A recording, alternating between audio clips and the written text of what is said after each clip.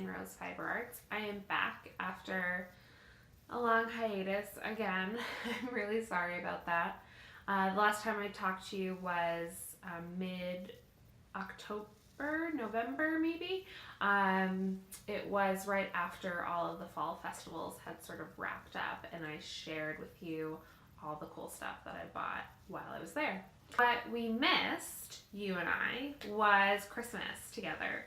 And so I wanted to show you some of the stuff I got for Christmas and the knitting related things. Anyways, I got a ton of knitting bags. This was the year of the knitting bag, which I'm so not mad about, but I'm sort of shocked. So, start with this one. So, and if I still have the tags on them, I'll share them, obviously. Otherwise, I will try to look them up and post them onto somewhere on the screen. So this is one from my mom. She got me this drawstring project bag, which I'm probably going to use for spinning because it's on the bigger side. And this was from Social Catalyst Charitable Foundation. And it says, this product was hand woven in Massachusetts by individuals with disabilities using recycled videotapes and cotton yarn. So, kind of cool. So I got this project back. I haven't used it yet, but I will be soon. I also received this little one. My birthday is also in January, so I get sort of a slammed with gifts, and then I'm in a gift drought for the rest of the year. But this was for my birthday. This was from my friend Sarah, and it's all made out of sewing measuring tape. Isn't that cool? Little Notion bag. Then I received this heavy duty guy from my sister. Look at this. It's got Velcro, it's got all these compartments for all of your yarn. It's got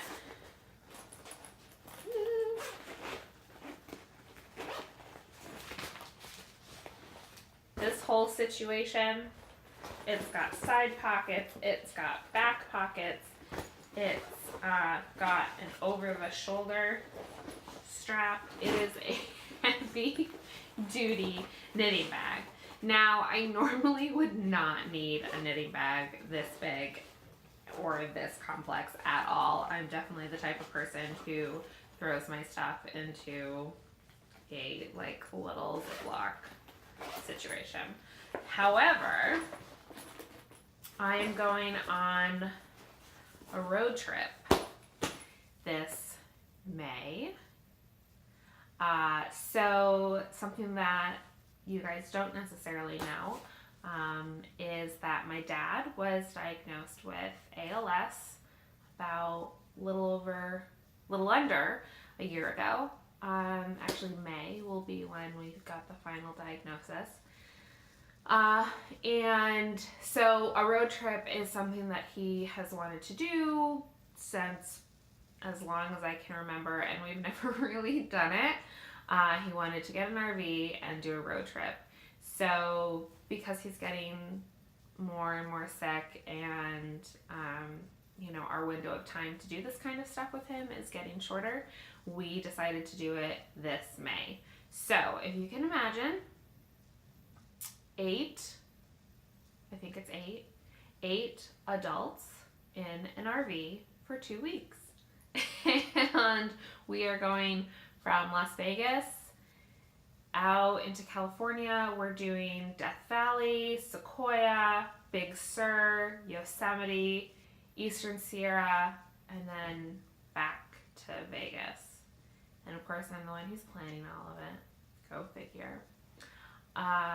But this knitting bag is going to be perfect for my road trip because I can put not just my knitting in here, but my embroidery, crochet projects, multiple things can hang out in this guy. So That is coming out in May. If you care, I will share what that very interesting time will be like. It is going to be my mom and dad, myself and my husband, my sister and her then will be husband, Nick. They're getting married in early April. And then my aunt and my cousin, Kate. So we're all gonna pile into this RV. Apparently, that's a really dumb idea because the national park system gets really cranky when it's more than 6 people, especially when it's more than 6 adults. I've had to explain this to many people so far, and 2 have actually laughed at us that we're fitting 8 adults into an RV. So wish us all the luck. My knitting will be a godsend, I'm sure. Next thing I got. Okay, this one doesn't really count because I picked it up for myself basically, but then I gave it to David to wrap for Christmas.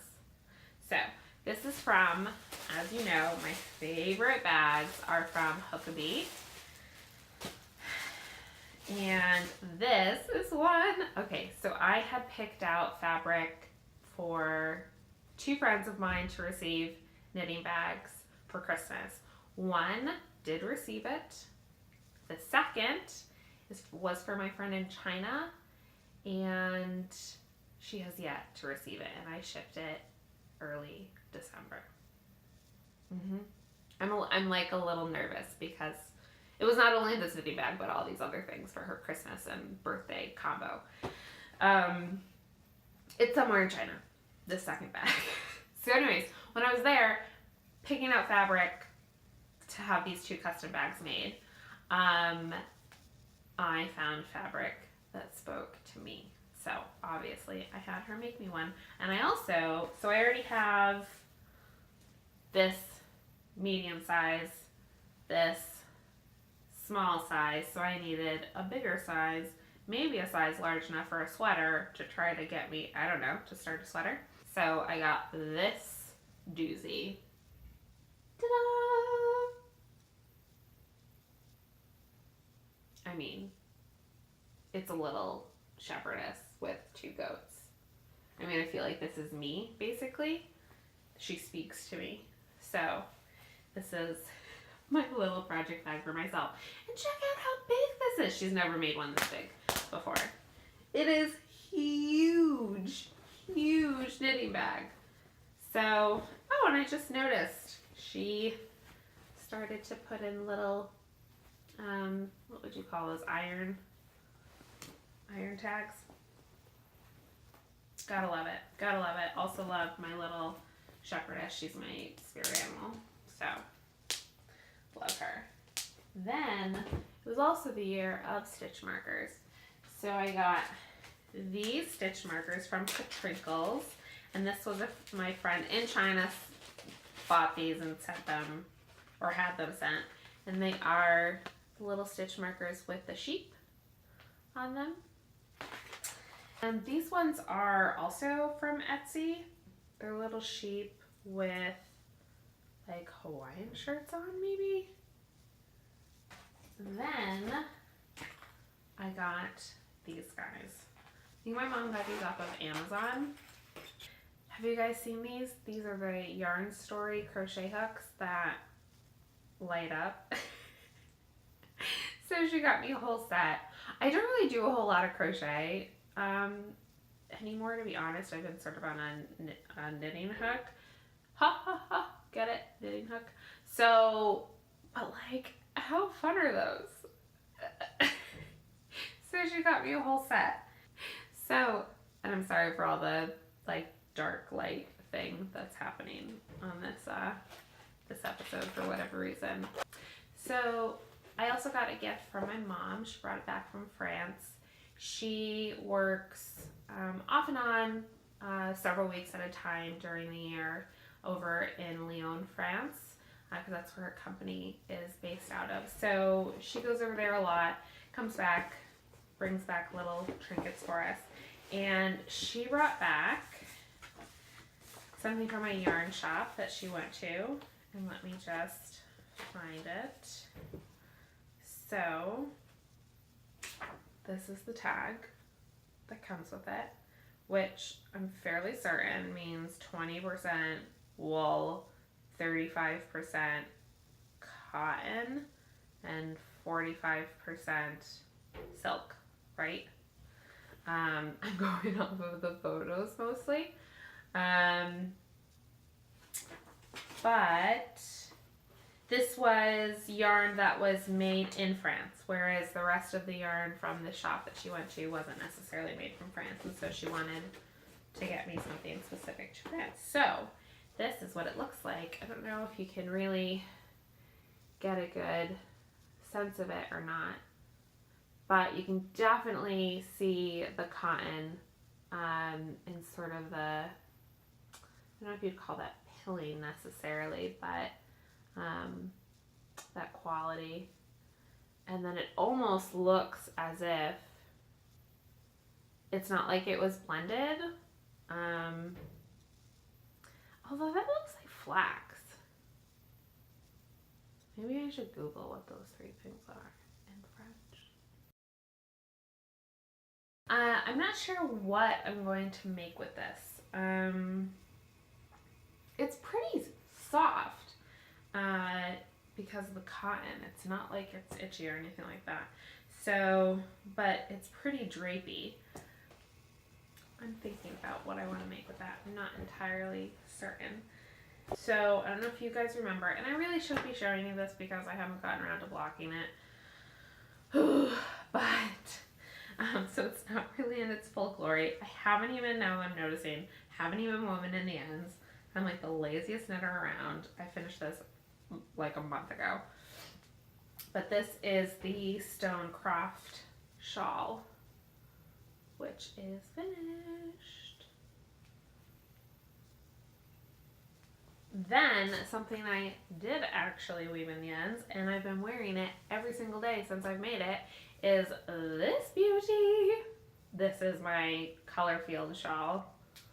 I live in this. I absolutely live in this. I, as you know, love the colors.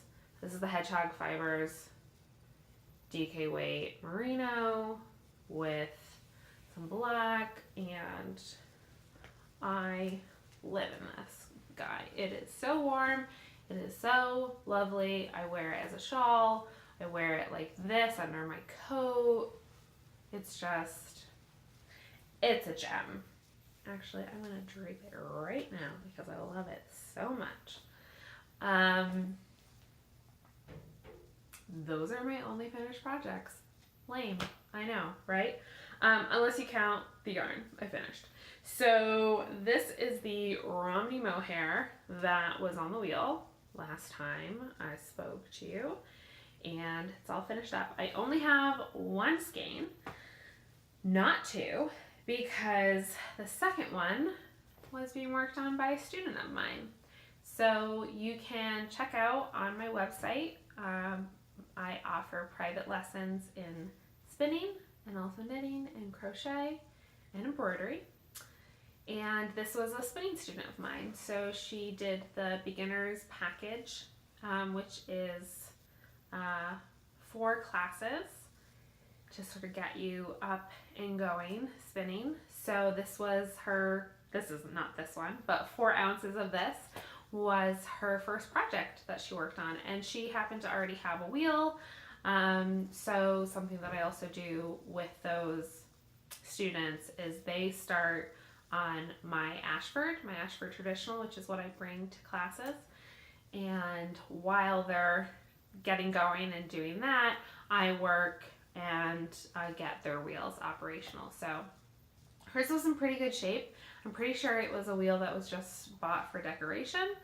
It wasn't an antique or anything like that, but it was a local spinning wheel maker, actually local to here in Massachusetts. So, but they hadn't attached the footman. There's no drive band. Yeah, and she only had one bobbin, which makes it a little tricky to do anything with that. So, so she started off on my wheel making this stuff, and we're almost done. We're gonna learn plying next, and she'll get her finished project. So that's been a lot of fun. And honestly, teaching is the thing I love most about doing all this stuff. I love sharing it. I love teaching more than I like making it myself. So the other project I made was during my Christmas celebration on Instagram. If you saw that, I had every week I shared a different sparkle yarn, and I made a special sparkle yarn for Christmas. And this was all leading up to my yarn giveaway. But this is something that I made over Christmas. I don't know if you can really get a sense of the sparkles on here, but definitely check out the photos on Instagram because they captured the light a little better. But made this guy. This is actually from, and I do have two of them. This is from scraps from my Fibershare, or rather, my Fibershare sent me some leftover spinning fiber. It was a yarn one, so she didn't have to send me any spinning fiber, but she knew I was a spinner, so she sent me some. And it was some hedgehog fiber, one of a kind stuff, which I think is where the sparkle comes from, and then some other sort of BFL that I spun together, and I actually love how it came out. It sort of got this like earthy mermaid vibe going on, so I really loved that. Also, want to say that this is the last time I will be speaking to you from Lowell, Massachusetts. We really loved it here in Lowell. It's a great little city. If you are out there in the Massachusetts area and you are looking for a place to live, please, please give Lowell a chance. It is a great place to live. Unfortunately, we really need to move closer to my parents and my dad. So the next time you see me, I will be in a new craft room area. Probably in an attic is what we're thinking. Like a finished attic, but like in an attic space. So that's it for now. Thank you again for watching. And I will see you probably sometime in April, and hopefully by then I will have some sort of knitting project to show you. So, and then it's almost Fiber Festival season. Exciting! End of April, I think, is the first one. Okay, as you can probably tell, I like buying yarn more than I like doing anything with it.